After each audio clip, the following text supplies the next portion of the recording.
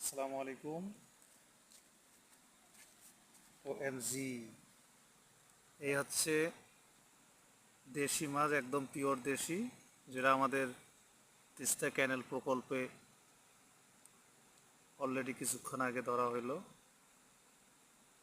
খুবই আশ্চর্যজনক বিষয় যে এতগুলো মাছ পুরো এক ছাপের বিনিময়ে আটক। দেখি অলরেডি এই যে অনেকগুলো মাছ। ওয়াও, সময় লাগবে। এগুলো কি জানি কয়? বাটা, বৈরালি। বৈরালি।